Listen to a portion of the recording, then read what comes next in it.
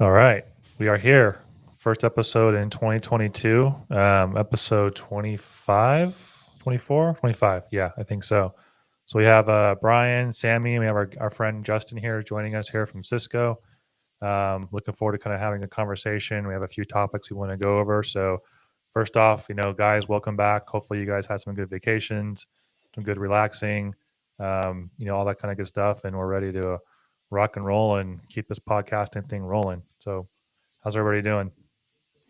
Love it. I'm glad that we have technology so we can do it remotely. I And know. this new resurgence of OmniCrud, as Everything Paul going likes to around. call it, right?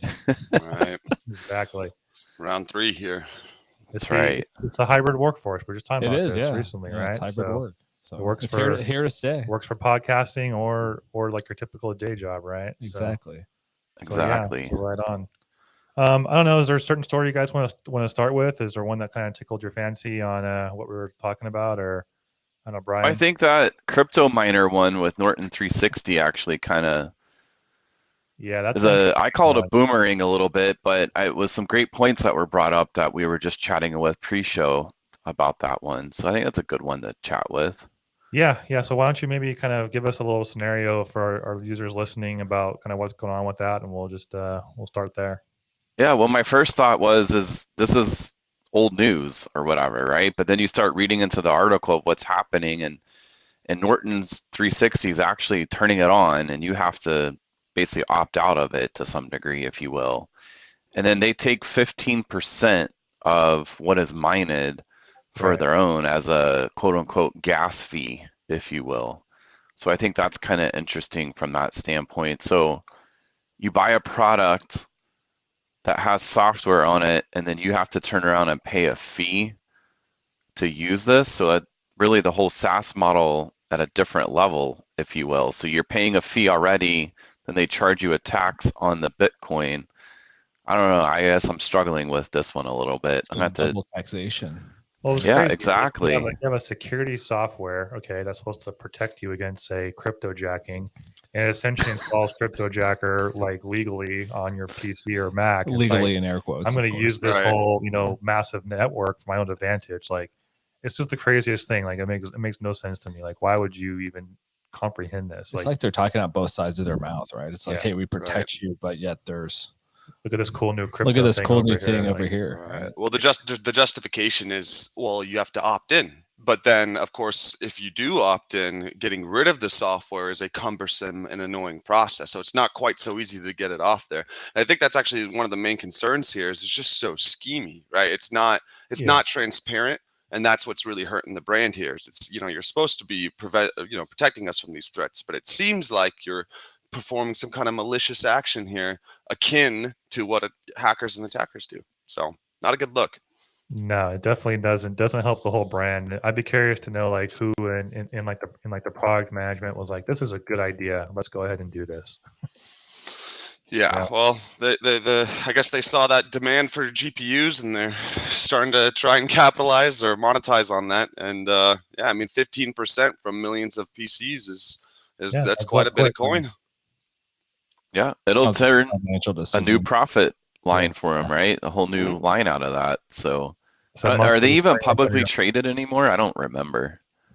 I don't know with the whole LifeLock Norton merger actually and what that looks like, but either way, I'm sure just this is going to be a little bit of a black eye, especially in the security community. I mean, there's no way that anybody in our industry is like, this was a good idea. Let's go ahead and do this, right? So it's I think you're kind of more at the home user in this space, but still, a lot of people probably don't even know this is happening, which is scary too. They buy it from like a Best Buy or something quick and easy for like your parents probably, and they're not even aware this thing's even happening. I will tell you that like some of my expectations from a security provider in Norton, right, is like you expect them to continue to innovate, continue to keep their products updated and whatnot. And I look for enhancements, but not like this. And I think that's where I think it's almost like there's a line that's been crossed from an organization perspective, and I think there's trust. It's like, well, you're gonna charge me more for this. It's like, I don't know, just it doesn't have a good feeling.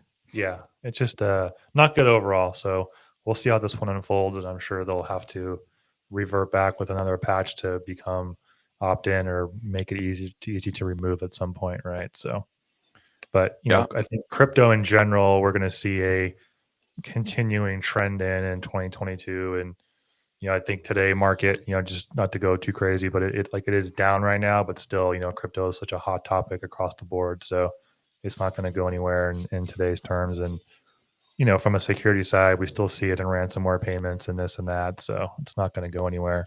Yeah, and it's often a nice way to fly under the radar, because if you're just kind of launching remote code execution payloads against certain vulnerabilities, or you're doing really loud attacks like ransomware based attacks, a crypto miner that that uses limited resources but installed across thousands of machines could be a nice way to fly under the radar while still, using the resources to generate some amount of product. So instead of really exploiting individuals and using historically pretty malicious attacks, we're now kind of using native software and native resources to be able to profit on that. And that's why I think a lot of hackers are turning to this more recently.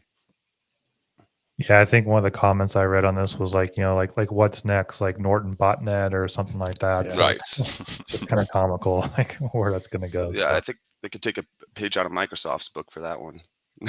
Yeah.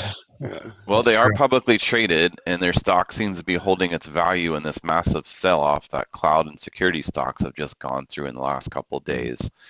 So, I mean, maybe they got something out of this big picture, but I don't know. From a privacy standpoint, I really put my questionable hat on. Yeah, for sure on that. People vote with their wallet, so we'll see what happens on that one. Exactly. Right? Yep. Well, when it's auto installed, when you buy that computer from your local That's big true. box store, they're just gonna put their credit card in and call it a day. Wonder how Dell and HP and all those guys feel about something Right. like this now. Who knows? Yeah. All right. How about this one? So kind of going back to, Log4j, it's obviously still, somewhat running around, and I think still cybersecurity professionals are kind of hair on fire right now, patching everything. But one of the interesting stories now is, FTC is coming out saying they're going to kind of, potential penalties for firms and shops that, fail to kind of fix these flaws.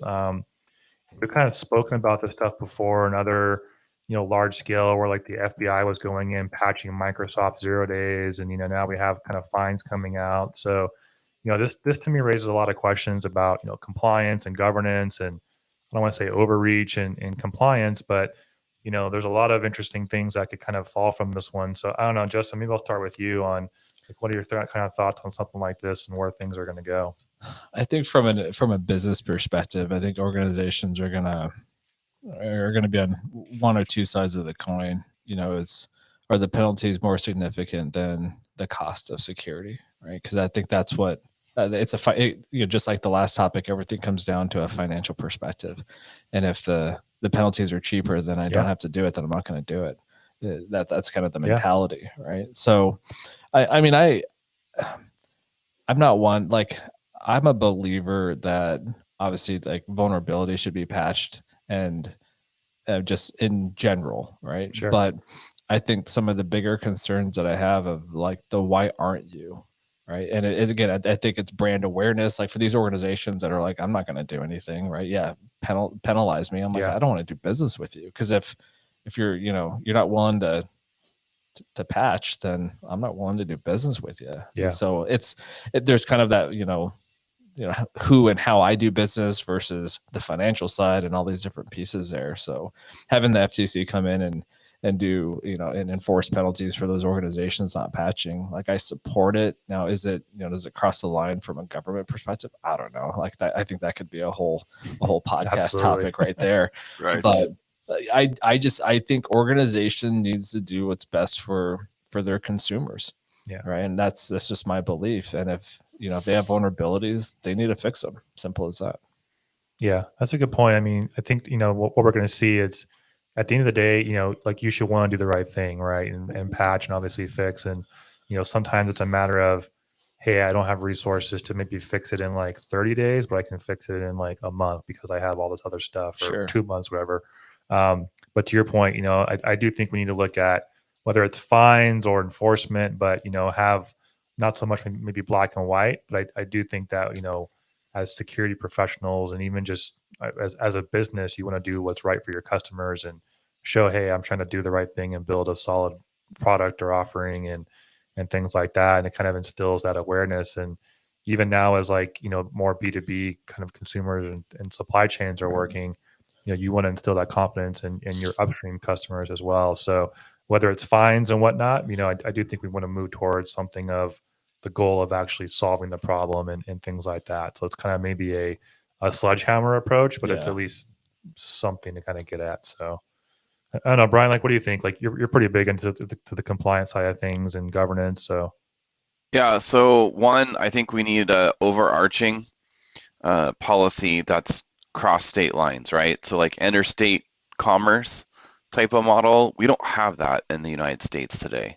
It's every single state makes its own rules up, and it makes it very complex. The larger the organization where these rules apply, and then the barriers to get there. So a lot of them just financially say it's not worth it, and I'll wait and see if I get sued, right? And so in the article, it talks about how Equifax had a $700 million settlement. I mean, to Equifax, it's probably just a drop in the bucket. sure, It's a cash cow over there. And then Morgan Stanley had a $60 million settlement. Again, another cash cow kind of situation. But smaller organizations need to keep an eye on that. I'm a big advocate that if you have good security practice in place, you don't have to patch on day one of these things, right? So yes, you can get around a WAF. Yes, you can get around these different things, but if you have detect and respond capabilities built into your network, from a policy and compliance standpoint, your risk is mitigated. You show to a judge, if you go to court over this, that, hey, we had a good security policy and procedure from a compliance side built into our environment, and we still have a patching process. Maybe it's not at 30 days, maybe we do 60 days to get these things patched across our environment. Then it just goes back to asset management. I beat this one up every time we talk. Where's our little buzzer, Reese? We always talk about this keyword. Right? Or something, yeah. right? We kind of How many people don't know what's in their environment and they're looking at us to go scan it to tell them? If you had an asset CMDB, right, configuration management database in-house, you would know the version that you have and all the other things that are dialed in with all of that. So I understand customers or solutions out there repackage it into different names and the scan might not find it, etc. But you would have 97, 98% of this stuff covered if you had the asset management in place to know if you were impacted right off the bat. So I don't know, that's my summary on it, is really we need to look holistically at this. And if you have a good security program in place, you don't have to worry when the 0 day comes out. I mean, I can go down a list of a dozen critical CVE 10s over the last 5 to 7 years that came out that it was hair on fire situations. Yeah. And, Exchange was one of them. There's some other ones in the past with the SSL vulnerabilities and all the other things that we've had that were definitely critical 10s that we all had to run around and do. But if you had mitigating factors, in fact, you didn't have to run on day one and go light the fire and ruin everybody's holiday time off, right? Yeah. I like how you use the word program. Because I mean, it's, I use the word journey, right? Yeah. Very similar in concept, is that you have a program and you may not be able to fix it day one, but you have the right processes and procedures that can remediate any issues because of that program, of the things that you've done. Right. Yeah. And hopefully your environment isn't so outdated where, it's going to, it ruins your holiday. Right. But yeah, having a program, I think that's a great, I love that word because it goes to show that, it's, the journey of what you invest in your infrastructure from a security perspective is critical for times like this. For sure. Yeah, I think that's a good point too. It's I think we all know that there's no silver bullet in security. There's no one magical item. It's really it's a whole journey. It's a layered approach. And Brian, to your point, those of the companies out there that maybe don't take security too seriously and they have these major vulnerabilities. Yeah, those are the ones that probably should be more looked at from a fine perspective, right? But those that are actually doing the right things and trying to build layered in depth and zero trust and whatever keyword you want to use and actually try to do the right things, they're kind of on that right path, right? And it's just a matter of reducing the risk overall, or really knowing like, hey, I'm at risk. It's for this one specific part of my business. Okay, great. Maybe I take this one part offline. I'm not globally kind of affected and things like that. And actually, Sammy, you were kind of joking, like we were kind of getting on the show here, and to your point, like you're still finding things, 20 years old out there that are still around and vulnerable and exploitable, right? So 100%. And sometimes it's a matter of negligence. Other times it is intentional, because if a company executes defense in depth well, then there is less pressure to ensure that certain systems that are considered vulnerable are patched on day one, because again, they're segmented. There's no critical data there. There's no privileged users there. They have detection and response on them. So while I wouldn't necessarily go as to say that you should still patch within 30 days of a critical release, right? Because like all these controls, there are bypasses, and a dedicated enough team will eventually be able to bypass these things. So if the underlying exploit is gone, it certainly helps mitigate that risk. But again, some kind of CMDB or asset management, where you have an idea of where all these critical assets are located, you prioritize your time there, then you can minimize the amount of not only impact, but just time spent on remediation activities, or just fixing things in general. So yeah, I do see Windows XP out there. Sometimes it is because they haven't gone through and developed their program. Other times it's because that host is somewhere in a lab environment, and it's truly not connected to anything else that would would cause a large scale impact that would affect any of the users or the potential sensitive data. So yeah, but wait, Sammy, if you can get to that XP box, it's on the network. That's true. That's true. Game. Yeah. Sorry, I had to go there. Yeah, no, I mean, you're not wrong. And so, it is about auditing those links, right? And that's why, regular pen testing and whatnot can help uncover that, if, when you're not sure how good your program is working, right? So it's always good to not only establish that program, but test against it, really see how good your blue team is at responding to these things. Then, run simulations to see how quickly you can deploy a patch, because one of the issues too, we talked about this last time, is that oftentimes you may not actually even be able to upgrade right away because of dependencies of other software on that specific component, and therefore you do need sometimes it's only compensating controls. Like I've seen vulnerabilities that are from 2001 that have intentionally not been patched because they have some SCADA system reliant on it, but they have extremely strong controls surrounding it. So you really can't even access that environment through, say, something, unless you have something like a Bastion host. So then you're really just auditing the link to the Bastion host itself. I see you lifting that up right there. Yeah, my USB stick. I can get in. and then there you go, right? That's a great point, because then you have the physical layer, which often gets overlooked and may start to get overlooked even more now that we're in some hybrid work environment, right? So you're gonna maybe get some negligence on that end. That's a good point. I don't need a CNC to do damage, right? I can drop this off, modify the code, and have the spindles break and cause massive damage, right? I just thought of hey Sammy, I just have a really good idea. So for our next test, let's just mail out USBs to people's houses and say, plug me in, and like see what happens. See what the reaction is, huh? Actually work. Tell them their new benefits package is in the mail. Yeah. This is your new your new payroll structure. Plug it in, and bonus structure. Right. Here's your W-2. Your kids will plug it in. Just say it's the new Fortnite game. Here's all your crypto profits from your Norton software. Yeah. Norton profits. Plug me in. That's funny. Yeah, but it probably would work well. Oh, I'm sure it would, because we still drop physically, and we get like a 10 to 20% success rate all the time. So yeah, I'm sure something like that would work. That's good times. I think there's when you talk about, like, I laugh at like an XP device, right? Because I'm like, do I have one at home? Maybe I do. Like, am I running out? You probably do. Yeah, I don't know. On a device I never use, but I don't think organizations understand risk, right? And I think that's a very strong word that if organizations knew how to like quantify or qualify risk, like what's it mean to them? Because I think, and when it comes down to, in any organization I've ever worked with, it comes down to money, right? So if I could put a dollar sign to risk, like, hey, you're running this machine, and yes, you have these security protocols to protect it, blah, blah, blah, because you're running a SCADA system, et cetera, et cetera. Great.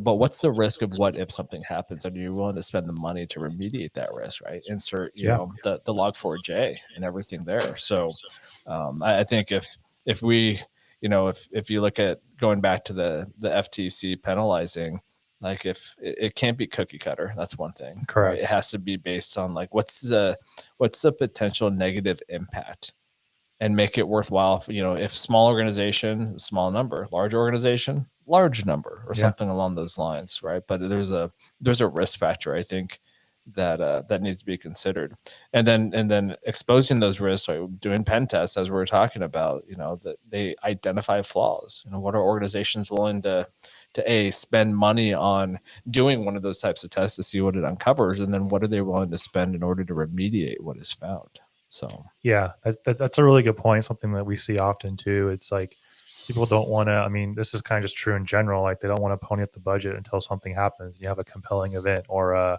what do we call it? The RGE. Yeah, resume generating event. Yeah, RGE. I like that new term. I'll start using that one. Yeah. But sadly, that's kind of what it takes sometimes, right? For Yeah. these things to like, okay, hey, I got to really take this seriously. And, you know, again, kind of a common theme we talk about on the show a lot. And, you know, it's sad but true on where these things come from. And to your point, it's like, hey, you know what? If they're going to find me $1 million, but it's going to cost me, let's say on paper, $5 million to fix it, they might take that risk, right? Exactly. Yeah. Yeah. But if they didn't know that, then that's not, you know, it's our job as the security professionals to let them know, here's the risk, here's how much it costs to remediate it, and here's if you do nothing. Then they can make that determination. And we can't get upset about it because that's the business risk and the business operation that we're in. Yeah. We also have to educate too about the unintended consequences, like the, you know, the actual damage to your brand, your reputation, the loss of people that are going to quit or stop buying your product. And I mean, obviously, if you have some kind of niche market, you have it locked in. But if you're buying at vendor A and vendor B is down the street, people vote with their wallet. And they're like, I'm going to vendor B now, right? So all that stuff is very true. And it's the cost of downtime plus, right? So educate and empower, right? We need to educate. They can make the decision to do nothing, and that's completely acceptable. But it's not a decision I would make. But. Yeah, it's true. I mean, there was an orange box store that I used to go to for my home goods supplies, and I started going to the blue box store to penalize them for a while. But you know what? I'm back because of the convenience to go back to the orange. But I also told my wife not to go to the one that has a red bullseye for a while because of the same situation. Yes, we're back as consumers, and historically it's about a year before the stock price and everything comes back from those type of attacks. But, you know, you vote with your wallet.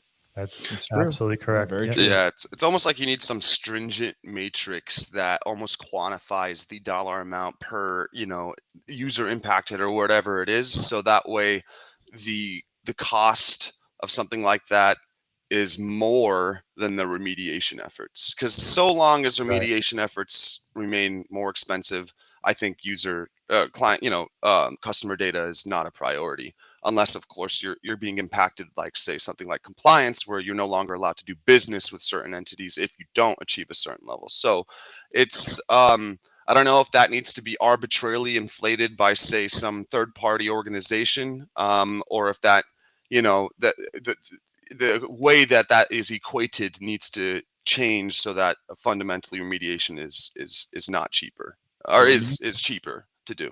Yeah, it reminds me of like auto insurance, but like cybersecurity insurance, right? So if that was mandated and every organization needed to have it, your premiums go up by not doing something. I mean, it's that. Or you get dropped. Exactly. Or you get dropped and you pay penalties, right? Like if you don't So have. Justin, I'm curious your take on this. Like, there's not one SKU that solves all of this, right? So why is this so complex? That's a very loaded question. That's why I asked it. I know. I'm like, how do I respond to that? So every organization. So let me go back just a second. Like what we're talking about here is data, is what it comes down to, right? And data that lives somewhere. So like when we talk about security, we ask the question: where is it stored? How is it transmitted, and how is it accessed? So, and there's obviously different, you know, touch points of where it's stored and how it's transmitted and how it's accessed. So it's not, again, security is a journey, and it's not, you know, I implemented firewalls and we're all set. It's where's the data live? What's important? What's not important? How do you access it? What are you doing from a authentication perspective? There's so many different touch points in the life of a packet that organizations, because there, if we had, every security product and everything, and so I mean, it would cost you more than your business is worth, perhaps. It's expensive. It's not cheap. So I think why this is such a big challenge is that organizations are faced to balance risk and money. And in doing so, they're willing to not spend on certain things and focus on the quote unquote what they believe is important, right? Which leaves vulnerabilities from an organization, right? Which allows risk. So, if it were all simple, then we wouldn't be having these types of conversations and whatnot. But that's what I think it's complex. And I think that there's so many different points of vulnerability that there's no way that any organization is going to be able to do that unless you have millions and millions of dollars in your security program. Is that your answer, Brian? It is. I love it. Okay. Maybe changing gears a little bit. Looks like there's about 1.1 or so million online credentials found by the Attorney General in a recent credential investigation. Very interesting one here. I think the stats said, let me just pull it up here. About 17 major different retailers, over 1 million accounts, restaurant chains, food delivery services, all that kind of good stuff. Everything that's really kind of picked up around COVID, right? Home delivery, and we were talking about this earlier. Actually, like when you're ordering food, like who orders it on the phone anymore? It goes in. It's like no, you just go to Grubhub and send it to me, exactly, and go from there. So, I think really kind of like the core piece of this and story of this is it's a lot of reuse and passwords. It's using their name. I mean, I don't know, just again, kind of poor cyber hygiene, like we talk about a lot here. So to be honest, it doesn't even surprise me. I thought it would have been a lot more, but hey, these things are still happening, and not going to go anyway anytime soon. Well, human memory is just so bad that you kind of have to use some external program system to manage these things at this point, because anytime I go sign up for a service, they're asking me for all this data and want me to create some kind of password. It's rare that you just anonymously access a site. So then, password hygiene becomes the priority of every individual user, even the non-technically proficient. And this year we had so many noteworthy breaches, like, Ubiquiti, Robinhood, T-Mobile, Facebook, LinkedIn. So your set of credentials are out there, at least one of them. And if you're the type of person to reuse that across everything because it's easy to remember, you're certainly going to become victim of a credential stuffing attack. So then, even as a professional, I always like to say the carpenter's door is always broken. Even as a professional, it's tough to every 90 days remember to go through your 150 different services and reset all your passwords. So, from an individual user perspective, it does come down, I think, it's kind of like a business. You have to reduce your scope. What are your most critical applications that you use, like your banking applications, your emails, LastPass, or your password manager, things that would result in a further breach if compromised, and spend all your time there, right? And ensure password hygiene on those things is top notch, as opposed to some off service you may not use. I'm not as concerned if my Netflix account gets hacked. I'm certainly concerned if my bank account gets hacked. So credential stuffing has been since the beginning of time used. So really this indicates that still at this day the individual consumer has issues managing their own credentials. So use a password manager. And even then, right, LastPass had credential stuffing issues, or at least that's what they claimed was happening, because I think a bunch of users were getting alerts that they were there's authentication attempts globally.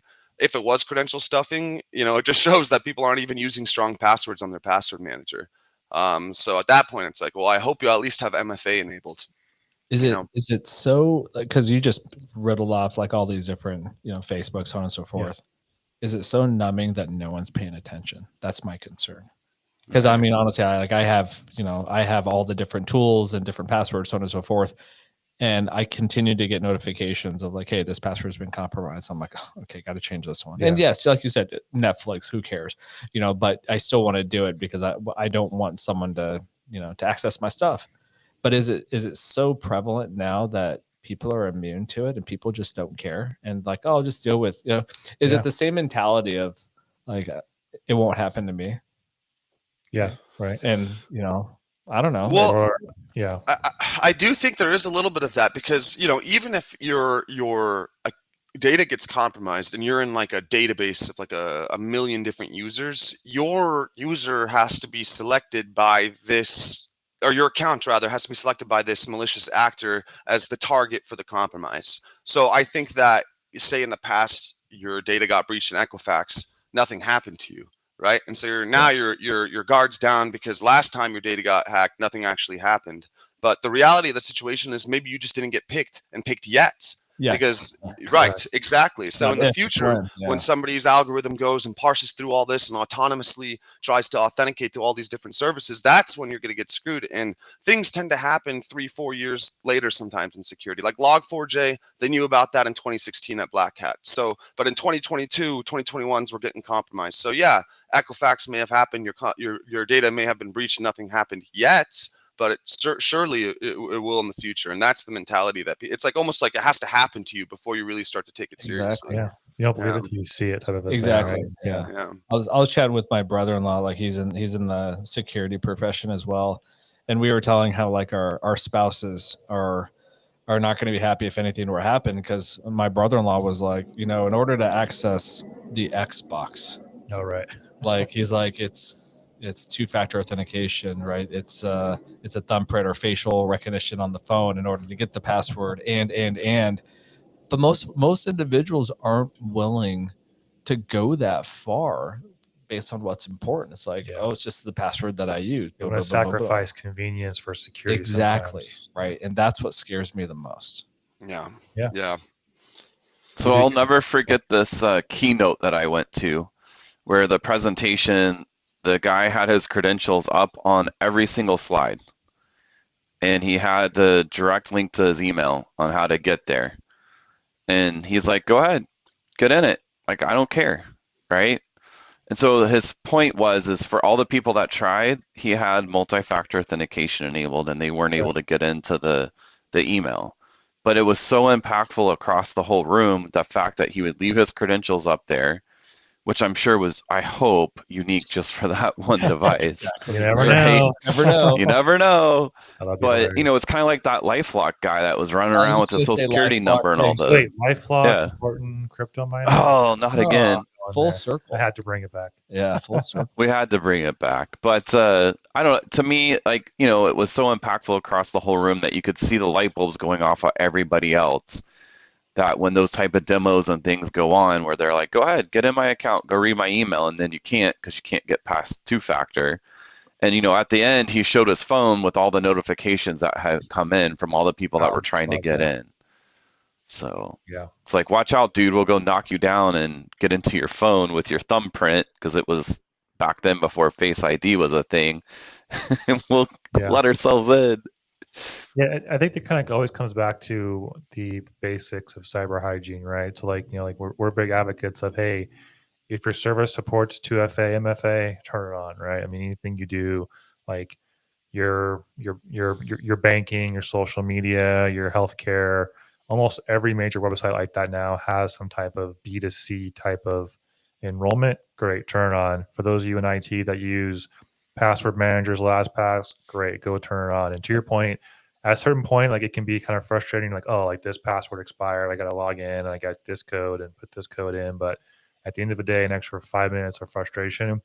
It always seems to happen right when you need to log in to do something like really important. Like I got a meeting to start. You're like, oh, it decides to reboot your password right then. Like, okay, it sucks, but in the grand scheme of things, it's so much worth it, right? But look at Apple and like family sharing. Mm-hmm. And it's almost like, I have, my kids, we have iTunes and, we share a single account. Like they're almost required to know my passwords, which that scares me, because that's a good point. I mean, you talk like, the Netflix or whatever, and there's, no doubt that there's password sharing going on just so you can access or whatever. But I'm a little bit concerned after today's conversation about who may have access to my Apple ID. Yeah, because your kids could be like, "Hey, log into my account to get my music that my dad bought me or whatever." Exactly. Right. Now, I mean, obviously with an Apple product, I do get notifications like, "Hey, you just your ID was used here," so on and so forth.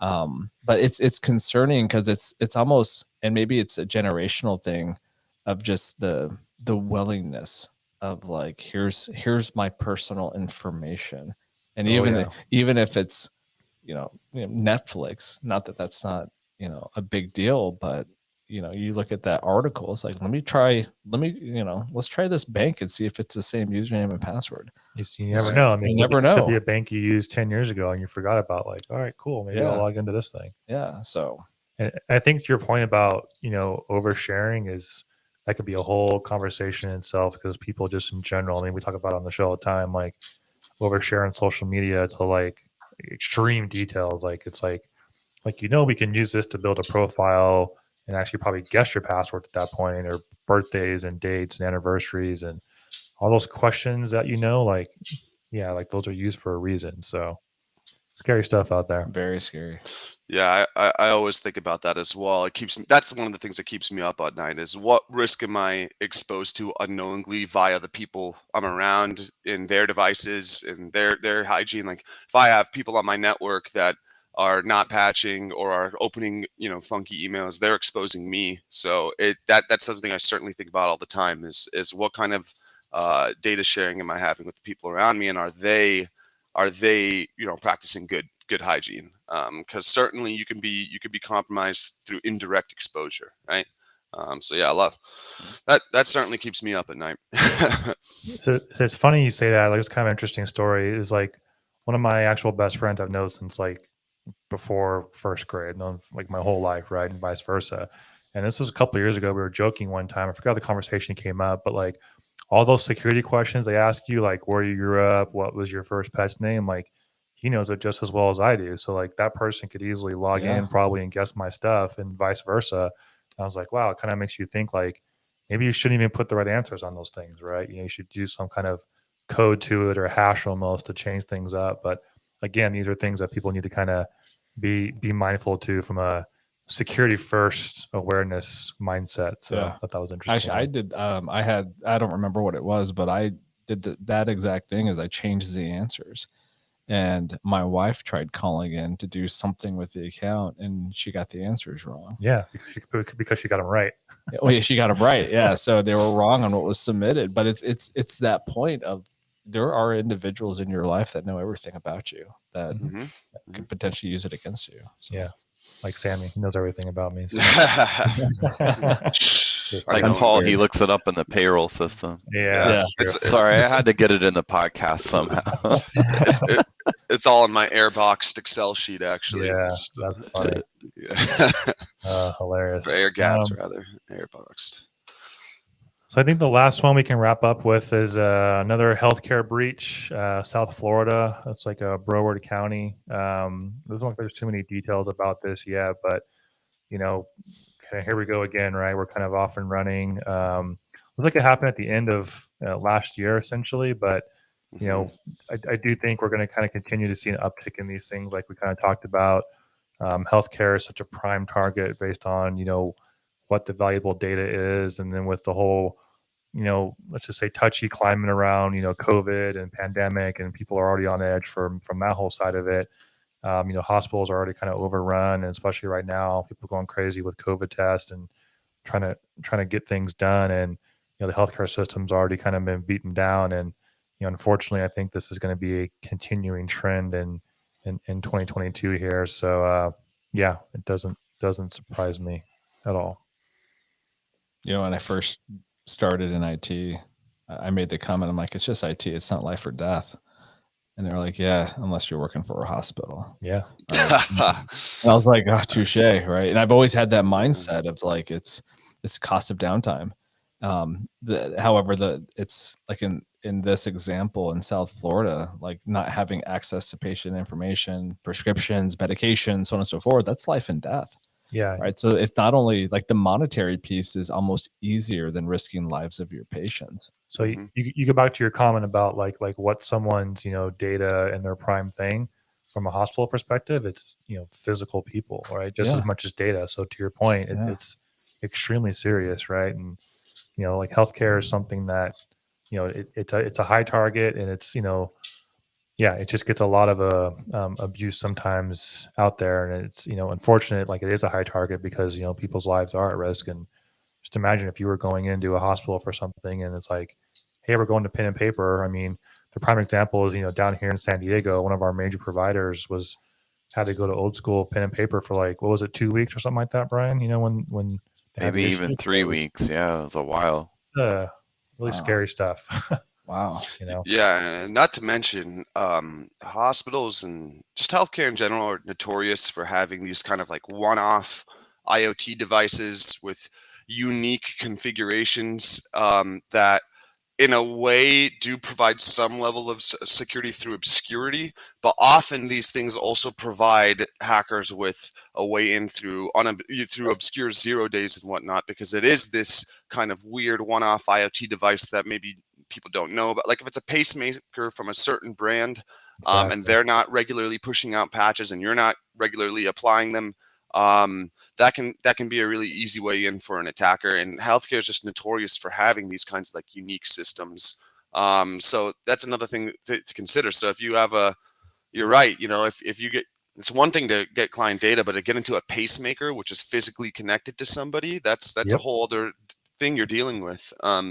So yeah, healthcare is one of those really unique ones where they're kind of subject to not only ransomware, but also, the pressure to pay out the ransom one, but then also the ramifications of actual physical lives if certain systems get compromised. And even not in healthcare, right? Like the Colonial Pipeline was a good example. I wonder how many people were impacted or weren't able to get to the hospital or weren't able to get to work or whatever it was, just because they couldn't get their gas. And then it's like that doesn't directly translate into lives, but if you do an analysis, I'm sure you can find a couple cases where it actually really did impact somebody's life just because they couldn't get gas, right? So a lot to think about. Yeah. Oh, yeah. I'd love to see the profile of this organization. Like, what were their security protocols? Like, it just map out the infrastructure, map out the security program, and all the different pieces, and honestly use it as a case study. And there's goods and bad to that, because it's like, great, now we know where there's vulnerabilities. If you're that type of individual and an attacker, but I going back to like that consistency across the board when we were talking about the Log4j, like there's no standard. Like there are rules and regulations that need to be followed, but it's state to state. Yeah. And one state might be more at risk than another. So I think it's a much larger problem. And healthcare is crippled just with what's going on in our world today. And I think, like you said, I think it's going to get worse.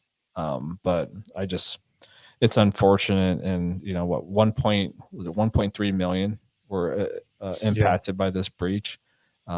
So it's crazy. I mean, and it happened in October. I mean, look how long it took for the story to get released. The other thing too is, healthcare, if you think about like their business model, they have a lot of third-party vendors too. So again, that's like another huge risk spot for people. And third party and compromises is how well are your partner securities. And that's a very trend we're going to see, I think, continue in 2022. It's companies now assessing risk on their own partners and vendors and things like that, for sure. So well, it's the type of data too that they got. So I'm not so worried about the name, social security, date of birth. That's already out there in some other breach that's occurred. So the value of that data is actually a lot less, especially from a legal standpoint. It's the medical ID information with the health insurance that they got. It's the specific issues that you might be having and your health record that they got. It's all of that type of stuff that makes this even worse from that perspective, because the attackers can now go file fraudulent claims for health insurance, get the money paid back and reimbursed to them, and walk away, and you never know, because you never get a summary, a statement from your health insurance that says they paid for XYZ. services, and Yeah. they just got away scot-free with it. Right? My Yeah. HMO never sends a summary statement unless I owe a bill. I don't see any, I have no idea what anything costs with the HMO, right? Until I have to pay something, then they send me the summary. So anyways, it's just an example of why this is kind of worse than maybe some other breach, if That's you true. will.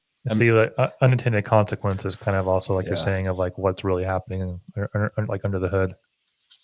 Imagine going in for a procedure. It's like, you had this done last year. Like, what? Yeah. Yeah. You'd be so Right. I did. I did. Okay. Well, see you later. Yeah, that's a good point, Brian. I think like it's the actual type of data that we can get now, and what that can really mean, and how that can be used, nefariously, right? Which is unfortunate, but it's where things are, unfortunately. So, okay. Well, I think with that, we're kind of getting close on time. So, I don't know, Justin, any kind of final words you want to wrap us up with? No, I think security is a journey, and you need to find the right partners to partner with on that security journey, right? And leverage those trusted resources. And no two organizations are alike. And I would just say, as long as we focus on the risk factors of that organization and help remediate that, we can make the world a better place. So yeah, safer and secure in 2022. There Let's you go. do it. I love it. All right, everybody. Well, thanks for joining. We'll Thank see you you. guys soon, and take care. Thanks, All right, guys. see you guys. that's all.